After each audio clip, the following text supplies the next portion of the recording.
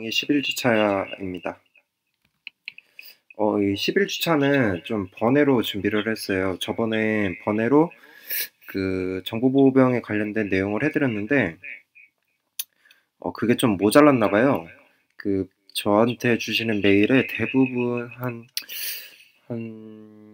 60% 정도가 이 학생분들이 정보보호병 입대에 대한 내용이더라고요.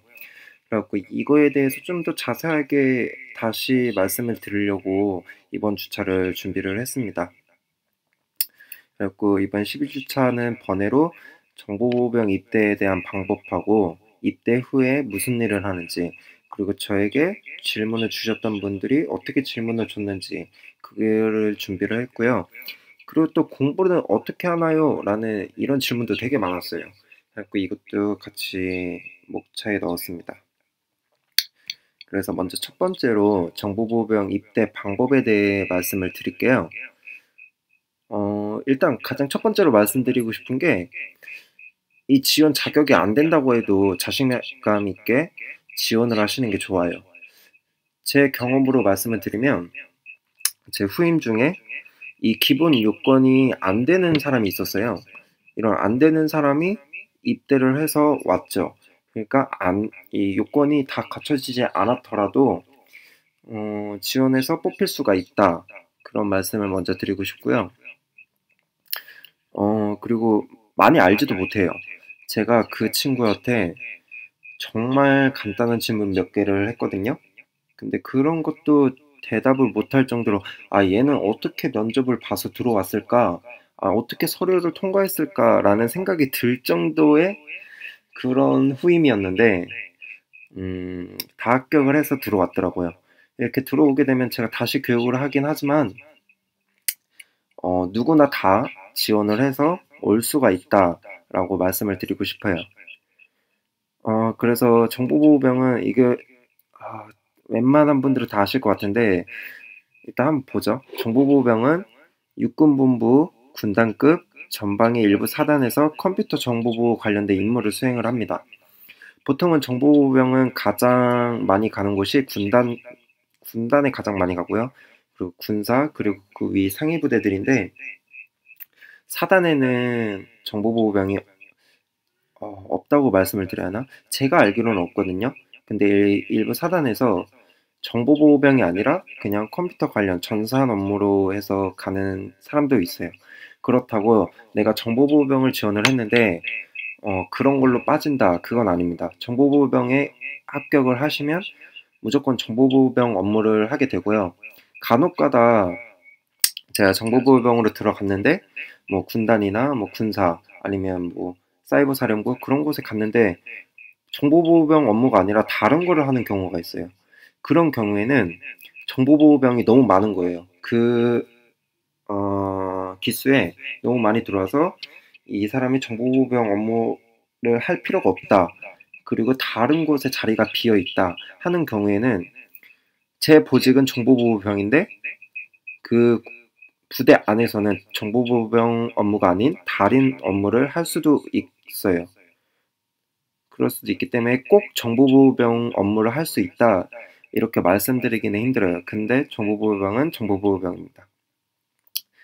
그래서 일단 지원 자격을 보게 되면 연령, 이거는 웬만하면 다 되실 거예요. 뭐 18세 이상에서 28세 이하가 지원을 할 수 있다. 그리고 기본 요건, 저희 20살 때 이제 신체 검사라고 해서 그게 날라오죠. 그게 1등급에서 3등급 사이여야 합니다. 즉 현역병, 입영 대상인 사람이 지원을 할 수가 있고요. 그리고 이 자격 요건이 중요해요.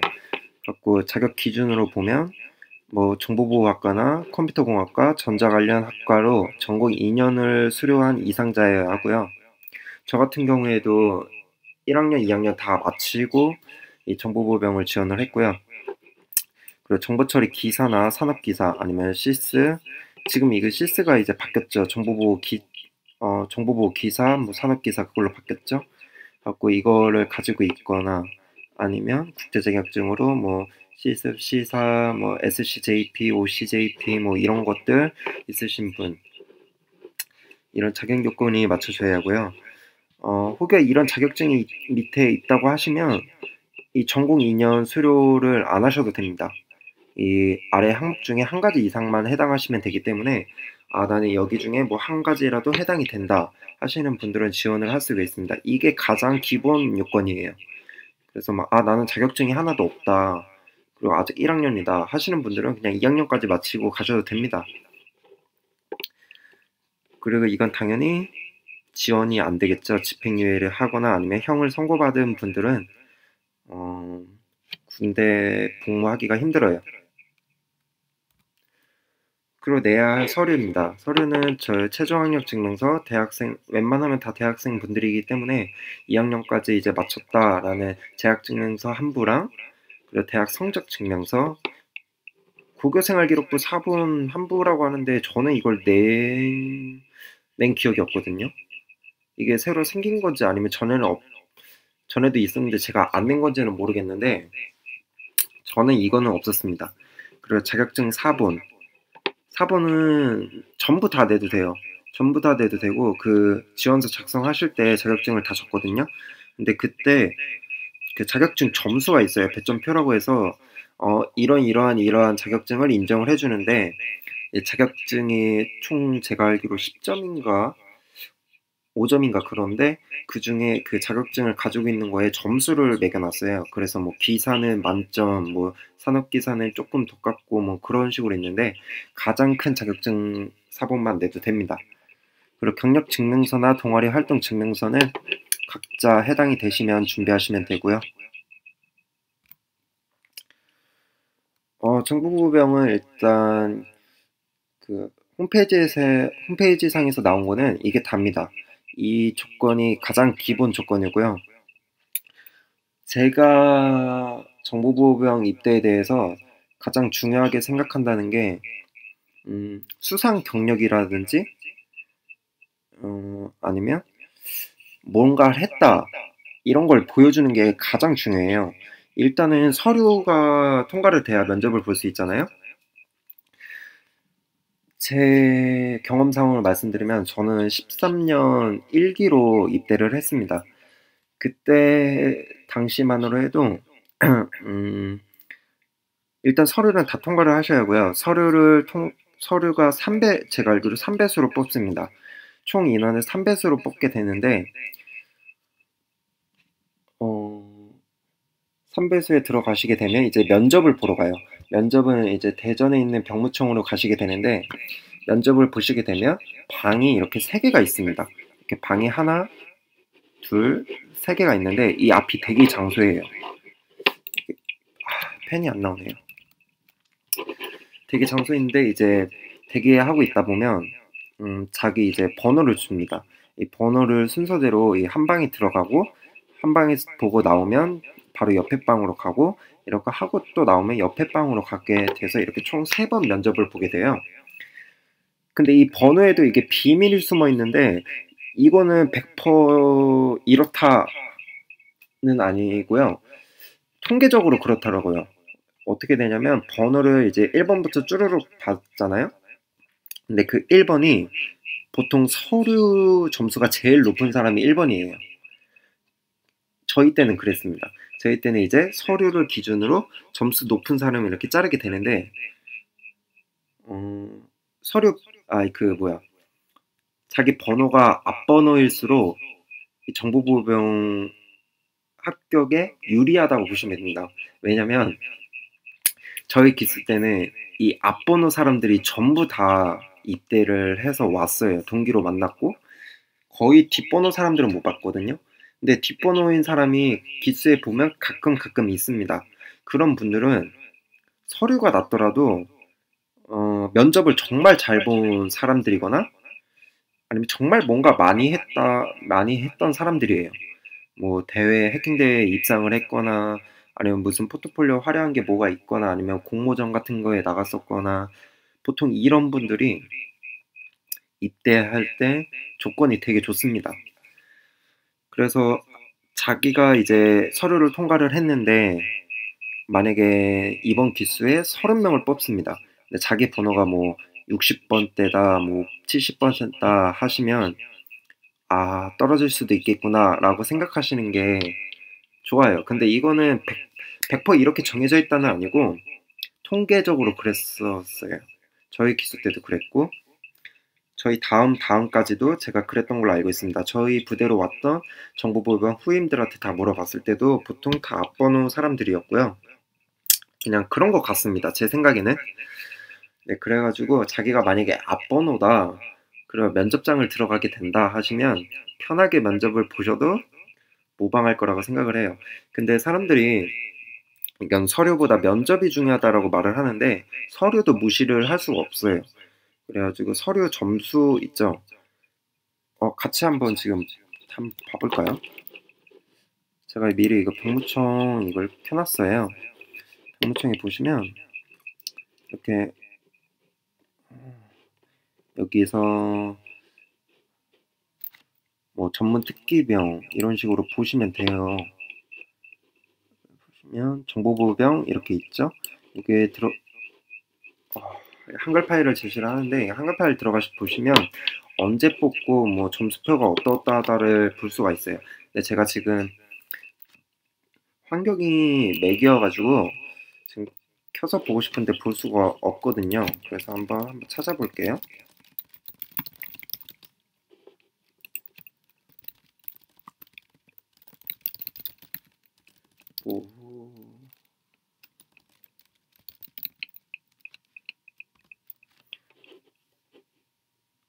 이거 한번 볼까요?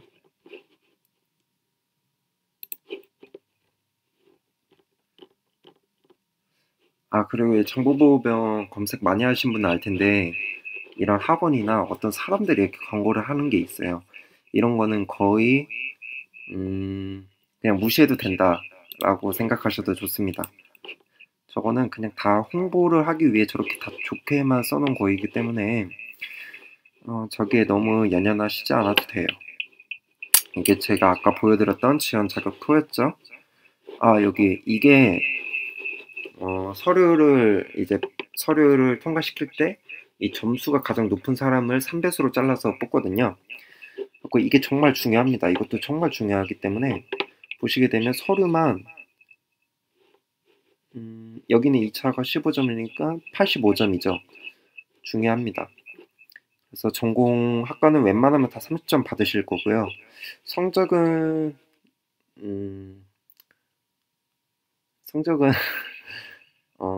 본인이 잘했다고 하면 보통 10점 이상은 다 나오겠죠. 네, 그렇게 하고 그리고 고교 출석률 이것도 웬만하면 전부 다 10점이라고 생각을 합니다.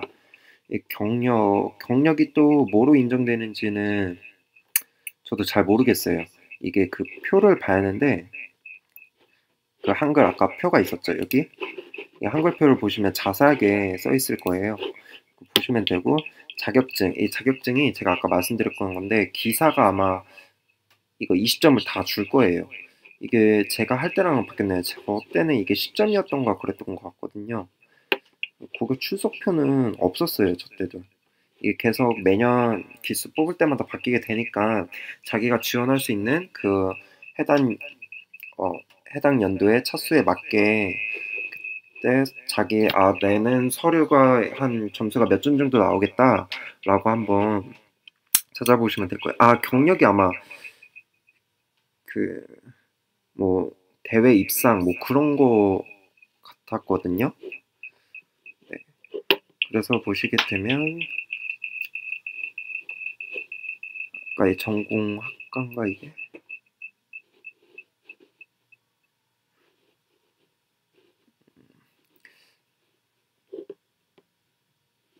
웬만하면 2년 수료하셨으니까 아마 27점 받으실 것 같아요. 뭐 본인이 더 그 이상을 하셨다 하시면 이 교점표 보시면 되고 저 같은 경우에는 1순위였어요. 컴퓨터공학은 2순위네요. 그리고 2순위에 2학년까지 수료를 하셨으면 25점이고요. 이런 식으로 이 표를 찾아가지고 본인이 나는 몇 점 정도 되구나 라고 미리 해보시는 것도 좋습니다. 이게 배점표네요. 보시게 되면 정보보안 기사나 뭐 시습이나 시사가 있으시면 20점을 준다고 하고요. 그리고 기사가 있으면 18점, 기사가 18점이네요. 기사가 18점, 산업기사 16점. 그 밑에는 이렇게 있으시고요. 보통 이쪽 분야에 전문적으로 막 하신 게 아니라 그냥 나는 이 대학을 가가지고 수업 듣고 그런 식으로 했다 하시는 분들은 보통은 다 이런 10점 민간 자격증을 한 개씩은 다들 준비하시더라고요. 이런 공인이나 민간 아니면 보통 이쪽에 많으실 것 같고요. 저 같은 경우에는 이 산업기사까지 땄어요. 산업기사까지 있었고 그리고 국제 자격증도 여기 포함이 되어 있었기 때문에 아마 이걸로 받았을 거예요. 18점으로. 그리고 주의하셔야 할 게 이것도 있고 이것도 있고 이것도 있다 하셔도 자격증은 가장 등급이 높은 자격증 한 개만 인정이 됩니다. 그래갖고 나는 고득점을 받고 싶다 하시는 분들은 뭐 정보보안 기사 당연히 응시 못 하십니다. 그래갖고 이건 못 하실 것 같고요. 이쪽을 준비하시면 돼요. 근데 이쪽도 제가 알기로는 못 하실 겁니다. 어렵기도 하고 이게 경력이 돼야지 할 수 있는 걸로 알고 있거든요. 그리고 이쪽은 보통 뭐 대학교 재학생이신 분들은 못 하실 것 같고 산업기사로 준비하시든지 아니면 여기 인정되는 국제자격증 준비하시는 게 가장 빠르실 거예요. 고득점은 난 빠르게 따고 싶다 하시는 분들은 이거 CCNA를 준비하시는 게 가장 빠릅니다. 아니면 OCJP나 CCNA, OCJP 둘 중을 노리시는 게 가장 빠릅니다. 그래갖고 자기가 이 배점표가 다 자세하게 나와 있어요. 그래가지고 여기 전공학과 나는 몇 점이고 뭐 성적은 대충 어느 정도 나오겠다. 이거 성적 계산하는 것도 아까 그 한글 파일 보시면 있으실 거예요. 그리고 그 출석률은 저 10점이라고 당연히 믿을게요. 그리고 경력도 어떻게 해야 몇 점이 인정이 된다. 뭐 자격증도 아까 보셨던 것처럼 해서 나는 서류가 총 85점 중에 한 몇 점 정도 된다 라고 한번 미리 체크를 해보시는 것도 정말 좋습니다. 저는 그렇게 했어요. 그렇고 그렇게 해서 나는 어느 정도 되구나 하고 면접 때는 웬만하면 다 10점 이상은 받으시거든요. 정말 잘 봤다 하시는 분들이 만점을 받으시고 뭐 능력이 좋았다 하시는 분들만 15점이었기 때문에 웬만하면 다 10점 이상은 받으실 거고요. 갖고 내가 점수가 한 80점 이상이다 뭐 그러시면 웬만하면 합격을 하겠죠? 아닐 수도 있겠지만 80점 이상이면 그래도 낮은 점수는 아니다 라고 생각을 하시면 됩니다.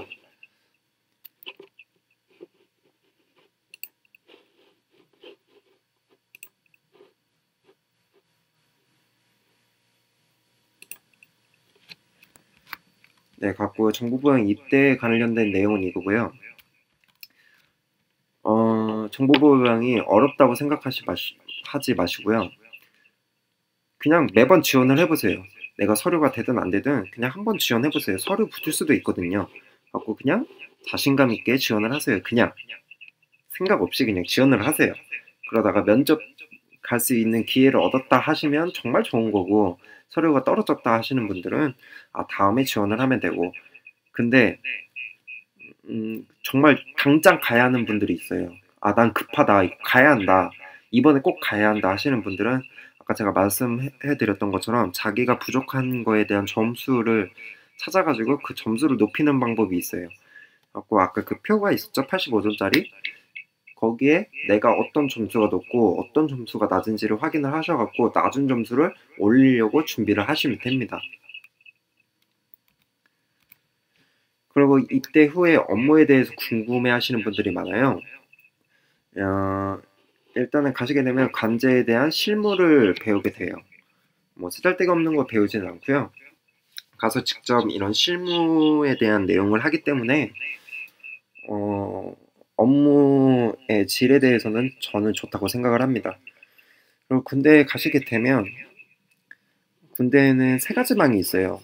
국방망, ATCS망, 인터넷망. 이게 군 내용이어갖고 자세하게 말씀을 못 드리는데 국방망은 인트라넷이라고 해서 군대 내부에서만 쓸 수 있는 인터넷망을 말하고요. ATCS망은 또 ATCS라는 기기가 따로 있어요. 그 기기는 국방망하고 다르고요. 그냥 뭐라고 말씀드려야지? 이거 ATGS만 관리하는 또 관리병이 따로 있어요. 하여튼 ATGS라는 따로 기기 노트북이 하나 있는데 이 기기에서만 사용할 수 있는 인터넷망을 ATGS망이라고 하고요. 또 부르는 전장망, 네, 국방망 말고 전장망이라고 부르기도 합니다. 실제 전장에서 쓰는 기기가 ATGS거든요. 그래서 전장망이라고 하기도 하고요. 우리가 평소에 쓰는 인터넷, 이 인터넷이 군대 내에서도 되는데 이 인터넷망, 이렇게 망이 세 가지가 있습니다. 그리고 추가적으로 가시게 되면 또 단독망이라고 해서 단독적으로 사용할 수 있는 PC가 사용하는 망이 있어요. 솔직히 말해서 망은 아니죠.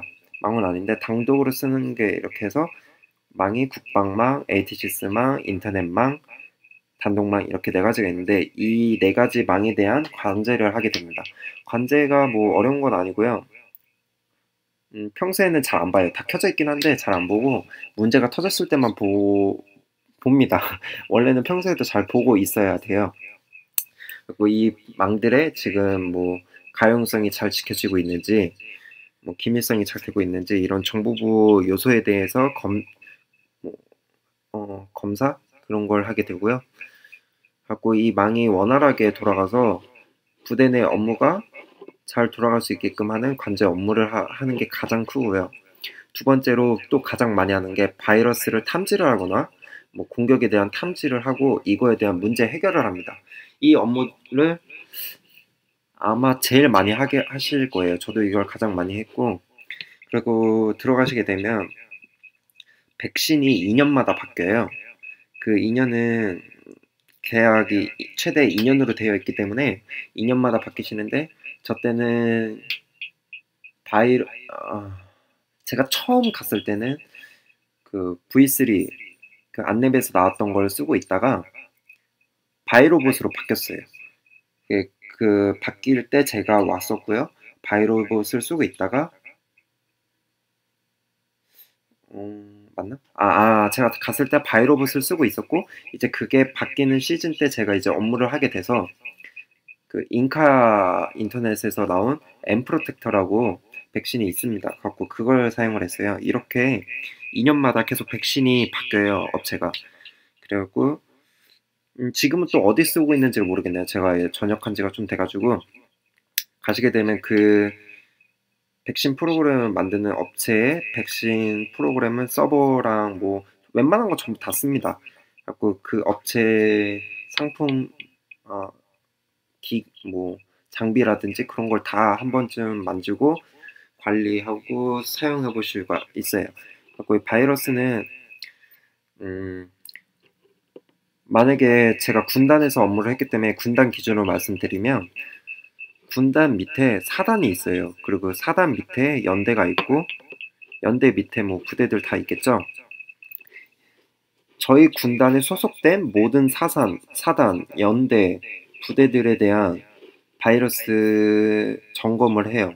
갖고 뭐 어디에 바이러스가 떴다 그러면 그 바이러스가 왜 떴는지 사유를 조사를 하게 되고 갖고 바이러스를 어떻게 해결을 했고 지금은 어떤 상태다 이런 보고서를 작성을 하게 되고요. 하루에 가장 많이 하는 업무가 이 바이러스 처리하는 업무가 가장 많습니다. 그리고 제가 군단 말씀드리는데 아마 나이 어리신 분들은 군단은 뭐지? 라고 생각을 하실 거예요. 보통은 다 사단, 나 몇 사단 나왔어, 몇 사단, 사단까지만 생각을 하시기 때문에, 예, 조금 말씀을 드리면, 육군 기준으로 말씀을 드릴게요. 육군은 그 위에 합참이 있고요. 합참 밑에 육군 있고, 육군 본부 밑에, 맞나? 군단이, 뭐 사령부들이 있을 거고요. 뭐 사이버 사령부라든지 그런 분들은 육군 소속이 아니라 이 합참, 이 세 가지 합친, 육해공 합친 합참 소속이고요. 따로 있어요. 그리고 육군 본부 밑에 군사들이 있습니다. 뭐 1군사, 2군사, 3군사 이렇게 군사들이 있고요. 군사 밑에 군단이 있습니다. 저는 1군사에 소속이 되어 있을 거예요. 1군사 밑에 군단 뭐 여러 개 있습니다. 저 그중에 8군단 군단이 있고 그 군단 밑에 사단이 있습니다. 사단의 뭐 저희 같은 경우는 22사, 23사 뭐 이런 식으로 있었고 사단 옆에 사단까지는 안 되는데 여단이라고 해서 여단도 있습니다. 그리고 사단 여단이 있고요.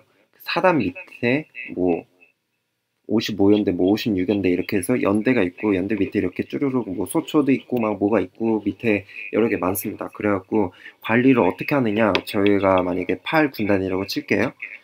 군단이면 그 군단에 소속된 사단, 연대들 이것들을 군단에서 관리를 하게 됩니다. 갖고 관리하는 이 커버러지는 이 정도라고 생각을 하시면 돼요. 그리고 세 번째로 보안 감사를 하거나 감사 준비를 해요. 이 보안 감사는 내부 보안 감사라고 해서 제가 군단 소속이잖아요. 그러면 그 군단 직할 때나 군단에 포함된 모든 부대들에 대한 보안 감사를 하거나 아니면 그 밑에 사단, 연대 이런 부대들에 대한 보안 감사를 하게 돼요. 자체적으로. 이때는 뭐 직할 때 그러니까 군단 내에 있는 부대일 경우에는 제가 직접 가서 감사를 하게 됩니다. 그래갖고 이 감사표라고 있어요. 보안 감사표. 그 표를 들고 돌아다니면서 이제 감사를 하게 되는 거예요. 그리고 이런 감사 같은 것도 하게 되고 감사 준비 같은 경우에는 저희 위에 상위 부대가 있잖아요. 저희 같은 경우에는 군사도 있고 사이버 사령부도 있고 이런 상위 부대에서 저희 군단에 대한 감사를 할 때가 있습니다. 이때 감사 준비를 군단 내에서 하게 되고요. 그리고 해킹 공격 대비라고 해서 해킹 훈련하는 날이 있어요. 그래갖고 뭐 해킹 메일 훈련 뭐 그런 것도 있고 상위 부대에서 뭐 레드팀을 구성을 해서 직접 저희 군단의 뭐 서버들한테 공격을 한다거나 아니면 군단 홈페이지를 공격을 한다거나 이런 일이 있습니다. 이런 거에 대한 공격을 대비를 해야 하기 때문에 그 훈련 때에는 실질적으로 들어오는 공격에 대한 이 방어 훈련 이런 거를 하게 됩니다. 실제로 저 때는 아니고 제 위에 선임분이 업무를 하다가 진짜 이 해킹 공격이 들어온 거예요. 근데 뭐 그 레드팀에서 저희 군단 홈페이지를 이렇게 딱 공격을 했는데 마침 그때 또 점심시간이어가지고 점심을 먹으러 가느라 자리를 비웠던 거예요. 정보보호병들이 다 자리를 비워가지고 그 사이에 레드팀이 공격을 했는데 그냥 뚫려버린 거죠. 갖고 여담으로 제가 들은 건데 그때 그렇게 뚫려가지고 군단 홈페이지에 김정일인가 김정은 사진이 이렇게 인사를 하는 사진이 올라온 적이 있다. 그런 말을 들은 적이 있어요. 그래가지고 점심시간에도 저희는 이제 교대로 밥을 먹습니다. 그게 교대로 밥 먹는 게 생긴 이유가 이런 적이 있었기 때문에 이제 이렇게 바뀌었다라고 제가 그렇게 선임한테 여담으로 들은 적이 있어요. 그래갖고 이런 진짜 실질적으로 해킹 공격이 들어오는 거에 대한 대비를 해야 하고요. 또 뭐 중국이라든지 뭐 북한발 그런 공격 같은 것도 많이 들어와요. 제일 많이 들어오는 게 중국 쪽 IP로 해서 들어오는 게 가장 많고요. 그리고 미국, 뭐 외국 데에서 맨날 공격이 뭐 트래픽 들어오는 게 보여요. 그런 거에 대한 공격도 대비를 해야 하고요. 북한 IP도 정말 많습니다. 그리고 해킹 방어대라고 정보보호병 같은 경우에는 1년에 한 번씩 해킹 방어대회가 있어요. 그래가지고 육군 본부에 가서 진짜 그 방어대회에 참관을 할 수가 있습니다.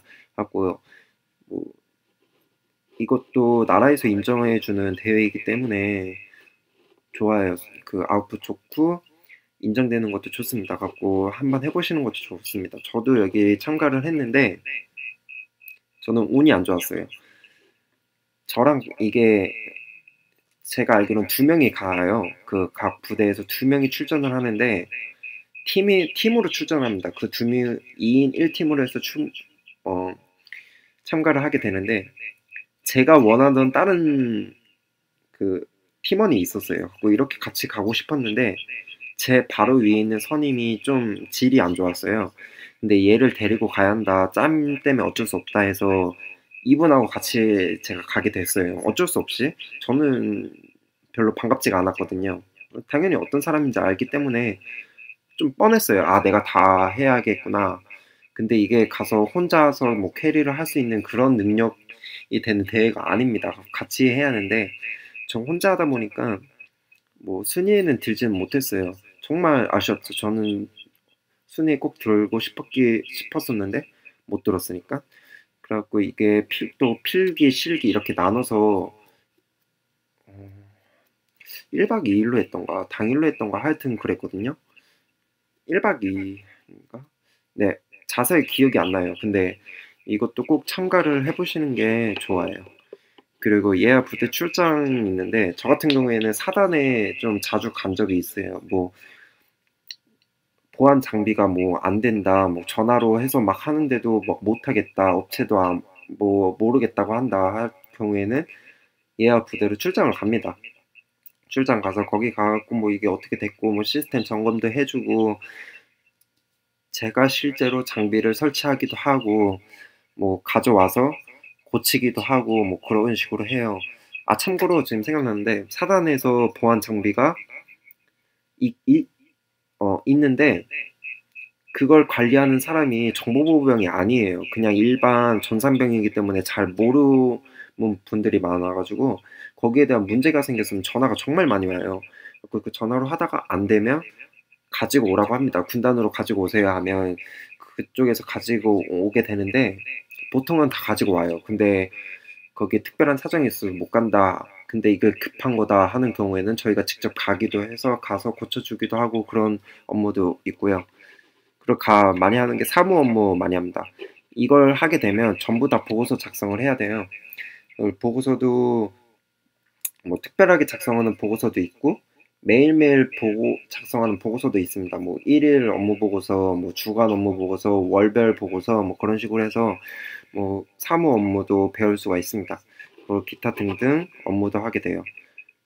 그리고 정보보호병 가는 이유가 '아 나는 꿀빨로 간다. 훈련하기 싫어서 그냥 편하게 지내고 싶다.'라고 해서 준비하시는 분들도 있을 거예요. 근데 "훈련 안 하나요?" 라고 하시면 아닙니다. 다 훈련 전부 다 해요. 모든 훈련 다 참가를 하게 되고요. 유격 훈련 뭐 혹한기 뭐 그런 거 난 빠지고 싶다 하셔도 훈련은 다 합니다. 훈련만 하고 정보보호병은 제 보직이 정보보호병인 거지 훈련을 빼고 거기서 일을 한다 이건 아니에요. 똑같이 병 기본 훈련은 전부 다 받고요. 다른 분들은 뭐 보직이 다 있죠. 다른 분들도 뭐 보병이면 보병 뭐 그런 업무들이 다 있을 거예요, 자기 보직에 맞게. 근데 그 업무가 정보보호병 업무를 하는 거지 뭐 훈련을 빠져 갖고 뭐 그 일만 한다 그건 아닙니다. 갖고 훈련은 전부 다 하게 되고요. 그리고 이게 제가 메일로 받았던 몇 가지 정보보호병 관련 질문이에요. 지금은 한 하나, 둘, 세 개 정도만 제가 캡처해서 올렸는데 훨씬 많아요. 정말 많이 받았는데 그래 가지고 제가 이 동영상을 준비하게 된 이유도 있고요. 자꾸 보시게 되면 20살에 대학교로 들어와서 정보보호학과를 재학 중인 학생인데 정보보호병으로 가고 싶다고 합니다.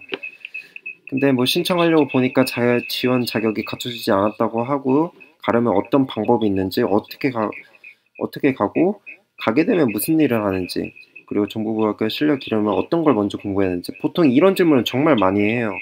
그리고 지원 자격은 아까 제가 말씀드렸다시피 그렇게 준비를 하시면 됩니다. 그리고 두 번째로 받았던 메일 보시면 정보보호병 면접 플러스 자격증에 대해 궁금하다고 하시네요. 자격증 갖추는 것이 유리하고 또한 면접 점수 상당히 중요하게 조정하는 것을 알고 있습니다. 보통 다 이렇게 알고 있어요. 면접 점수가 정말 중요하다라고. 중요하긴 중요해요. 근데 서류가 더 중요해요. 제가 보기에는. 인문계 졸업 이런 거는 뭐 상관없습니다. 전공 또한 정보보호 쪽이 아니고 컴퓨터공학. 컴퓨터공학은 아까 2순위에 해당이 됐었죠. 상관없습니다. 이런 생각 많이 하셔요. 아마 지원하는 다른 분들보다 상대적으로 내가 불리하지 않을까? 힘들지 않을까라고 생각을 하실 텐데 그건 알 수가 없어요. 누가 지원하는지 알 수가 없기 때문에 이런 그냥 뭐 불리할 거다라고 생각을 하시지 마시고 자신감 있게 딱 지원을 하시는 게 좋아요. 그리고 저는 남들보다 좀 더 준비하고 더 공부해야 하는 입장인데 혹시 면접 때 기억이 나시나면 면접 때 어떤 내용을 물어봤는지, 그 내용 수준은 어느 정도인지 뭐 이런 것들 물어보셨는데 수준은 그렇게 어려운 수준은 아니에요. 저 때도 그렇게 어려운 걸 질문하지 않았고 어느 정도 내가 뭐 정보보호 쪽에 관심이 있고 살짝 공부를 했다 하시면 다 질문할 수 있을 정도의 내용을 질문을 하거든요. 그래갖고 이 질문 내용에 대해서는 막 업무적으로 막 되게 어떤 거에 대해 자세히 뭐 설명을 하고 이거에 대해 어떻게 생각하느냐 뭐 이런 문제는 안 나오고요. 간단하게 질의응답할 수 있을 정도로만 나와요. 딱 답이 정해진 그런 것만 나오기 때문에 이 질문에 대해서 어렵겠다라고 생각은 안 하셔도 됩니다. 제가 지금 생각나는 게 저 때는 받았던 질문이 프록시에 대해서 아느냐 한번 설명을 해봐라. 그거랑 IDS 뭐 IPS에 대해서 설명을 해봐라. 그리고 또 뭐 받았지? 뭐, 뭐 받았던 게 지금 생각이 안 나네. 하여튼 이런 식으로 되게 그냥 딱 정답을 말할 수 있는 뭐 이런 것들을 물어보기 때문에 크게 어렵다 하시지는 않을 거예요. 그냥 어느 정도 공부를 했다, 뭐 정보보호 개론 뭐 공부를 했다, 뭐 그 정도면 충분히 다 대답을 하실 수 있을 거고요. 그리고 제가 아까 면접장이 이렇게 3개 있다고 말씀을 드렸잖아요. 이 첫 번째 면접장은 기본적인 거 물어봐요. 하고, 이 사람이 들어왔을 때 군 생활을 잘 할 수 있겠구나, 뭐 그런 거에 대해서 물어봐요. 갖고, 뭐 가족이 어떻게 되냐, 뭐 군대 가서 잘 생활할 수 있냐, 만약에 뭐 선임이 이러한 일을 시켰고 뭐 이런 일이 있었는데 너 같으면 어떻게 행동을 하겠느냐, 뭐 이런 군대 생활에 이 사람이 잘 적응을 할 수 있는지 그거에 대한 질문을 하기 때문에 여기는 부담 없이 들어가시면 돼요. 첫 번째는. 그리고 두 번째로 나오시게 되면 이 두 번째는 기술 면접장입니다. 그리고 두 번째에서 이제 뭐 물어봐요. 뭘 했냐? 너 뭘 했냐? 뭐 본인이 뭐 나 이거 했다 해서 뭐 그거에 대한 서류를 제출을 하셨더라면 여기서 이거 너가 했냐? 뭐 이거에 대해서 그 자기가 했던 프로젝트에 대해서 질문을 하고 뭐 설명을 해봐라. 뭐 그런 것들 이런 걸 하게 되고요. 하고 이것도 잘 맞춰서 나왔다 하면 세 번째 방에 들어가시게 되면 세 번째 방에서는 이제 질문을 해요. 갖고 이거에 대해서 아느냐? 한번 설명을 해봐라. 이게 뭐냐? 해봤냐? 뭐 이런 거에 대한 질문을 하기 때문에 이렇게 면접장 특징은 이렇게 세 개 다 다르고 면접장이 이러이러하다라는 걸 아시면 됩니다. 그리고 정보보호병 질문 중에 가장 많이 나오는 게 장비에 대한 질문이 가장 많이 나와요. 그래갖고 방화벽 뭐 아느냐, 뭐 다뤄봤느냐, 아니면 뭐 IDS, IPS, 뭐 그런 보안 장비들 있죠. 보안 장비들에 대해서 조금 더 공부를 하고 가시면 좋습니다.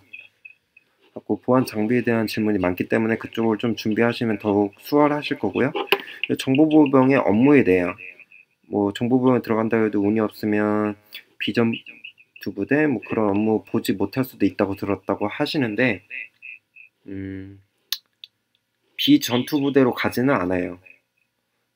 뭐 다른 부대로 가는 일은 없고요. 무조건 군단 이상으로 갑니다. 군단 이상으로 가게 되는데 정말 운이 없으면 정보보호병 업무가 아닌 다른 업무를 할 수가 있어요. 근데 이거는 정말 자기가 정말 운이 없어야 돼요.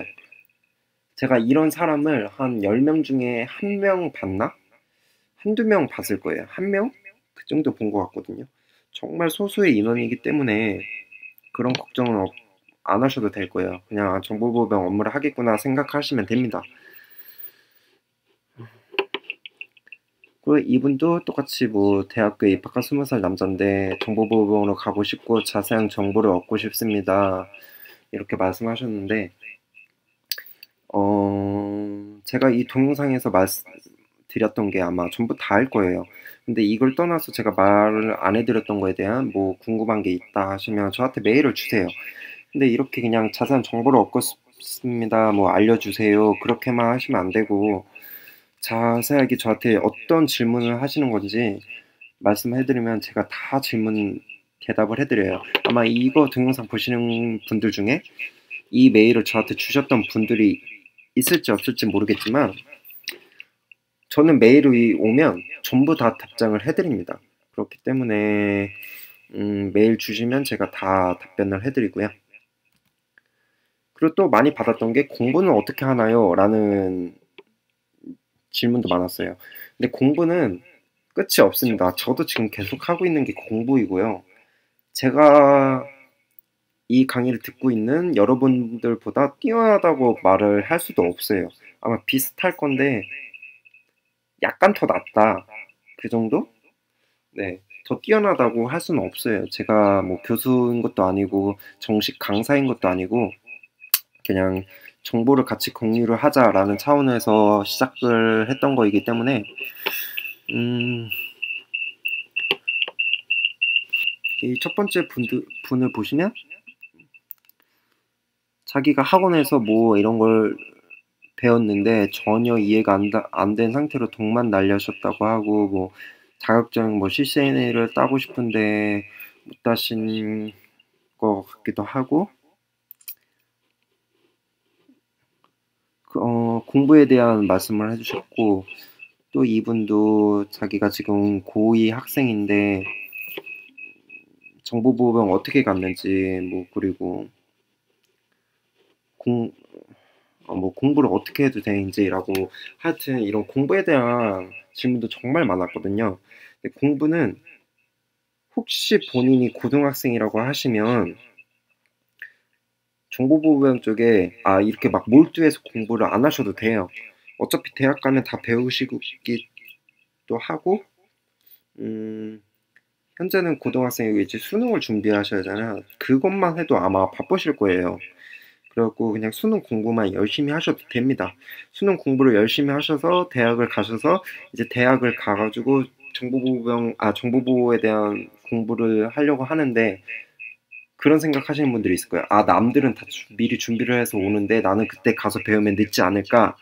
라고 생각을 할 수 있는데 수능 공부 열심히 하셔서 대학 가신 분들은 가서 1학년 때 배우는 내용을 또 열심히 하시기 때문에 그럴 걱정을 할 수가 없어요. 똑같아져요. 어차피 결국에는. 근데 간혹가다 이런 분들이 있어요. 정말 이쪽 분야에 뛰어나서 중학교 때도 이걸 했고 뭐 고등학교 때도 이런 거 했고 막 대회도 나가고 이런 분들은 따라갈 수 없습니다. 따라가기 힘들어요. 이런 분들은 원래 애초에 계속 이쪽으로 해왔기 때문에 이런 분들은 좀 특이한 케이스고요.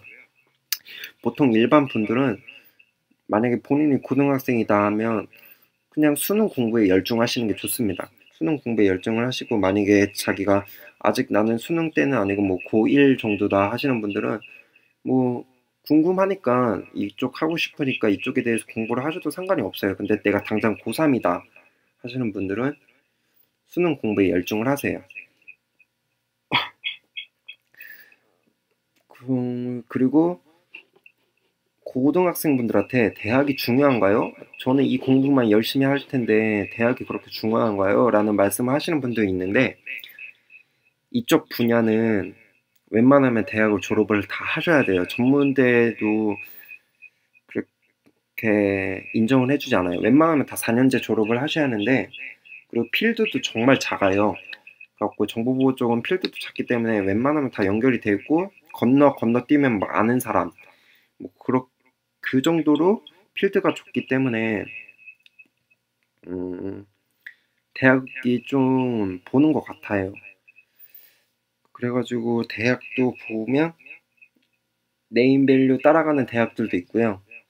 아니면 정보보호 쪽으로 좀 유명한 대학들 몇 가지가 있습니다. 뭐 순천향대라든지 뭐 또 지방에서 좀 좋은 데가 어디가 있죠? 제가 대학에 그렇게 크게 관심 있는 게 아니어가지고 대학은 정보보호 쪽으로 좀 활동을 많이 한다 그런 거 보시고 싶으신 분들은 아실지 모르겠는데 쿠시스라고 있어요. 네이버에다가 쿠시스 하시게 되면 대학 정보부 동아리 연합회라고 해서 홈페이지가 있는데 영어로 쳐야 하나? 쿠시스 네, 이 연합 동아리가 나와요. 여기를 보시게 되면 이게 키사에서 운영하는 정보부 동아리 연합회인데요. 여기 보면 참여 동아리 해가지고 각 대학의 정보부 쪽으로 좀 활동을 하는 대학교에 대한 그 동아리들이 나와요. 그리고 저희 학교 같은 경우에는 뭐 시크릿 퍼스트도 있고 해독도 있고 뭐 로고스라고도 있고 뭐 코어로도 있고 이렇게 동아리가 있는데 내가 갈 수 있는 대학에 이 동아리를 목표로 해서 가시는 것도 좋습니다. 그래가지고 서울 쪽을 웬만한 분들이 다 서울 쪽을 좋아하시니까 서울 쪽을 보시게 되면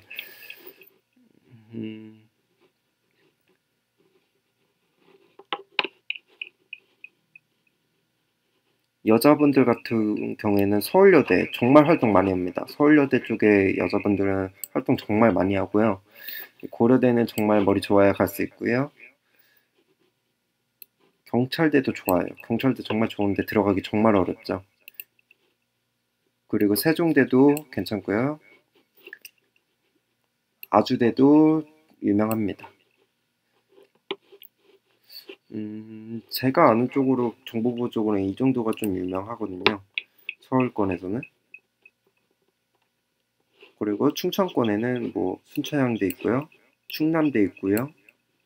홍익대 허스트도 좋습니다. 허스트에서 대회도 있죠.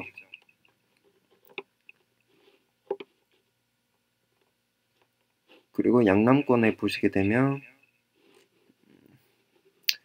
솔직히 이 밑에는 저도 잘 모르겠어요. 이쪽하고 교류를 많이 하는 게 아니기 때문에 하여튼 이런 식으로 대학에 지금 정보부 쪽으로 좀 활동하는 동아리가 있는 쪽이 좋기 때문에 이걸 베이스 삼아갖고 자기가 원하는 대학에 지원을 하시는 것도 좋다고 생각을 해요.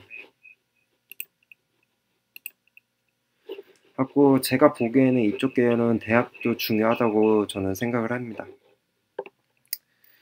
그리고 공부는 커리큘럼이 있어요.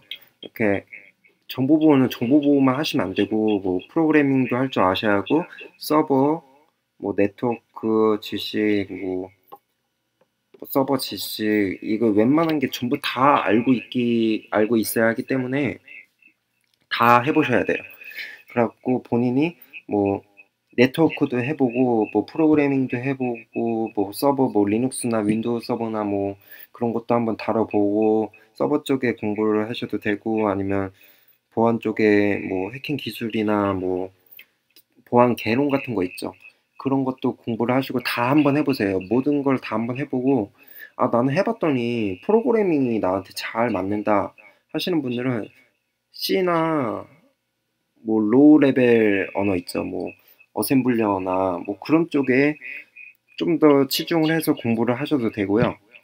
아 나는 프로그래밍하고 정말 안 맞아. 나는 프로그래밍은 정말 못 짜는 것 같아. 근데 네트워크 쪽은 그나마 머리가 또 돌아가고 나랑 잘 맞는 것 같아 하시는 분들은 네트워크 쪽으로 공부를 하시면 돼요. 갖고 네트워크 뭐 엔지니어 쪽으로 하셔도 되고 네트워크 뭐 아키텍처 쪽으로 하셔도 되고 아니면 네트워크 보안 뭐 그쪽으로 하셔도 돼요. 갖고 일단은 아무거나 좋아요. 다 해보세요. 다 해보시고 자기한테 맞는 분야를 찾는 게 가장 중요하거든요. 갖고 네트워크 분야냐, 뭐 서버 분야냐, 뭐 프로그래밍 쪽이냐, 뭐 그런 거를 다 찾아가지고 그 분야를 찾는다고 해도 그 분야 안에 세분화로 해갖고 정말 많아요. 정말 많기 때문에 자기한테 가장 맞는 걸 한번 찾으시고 그쪽으로 좀 파시는 게 좋아요.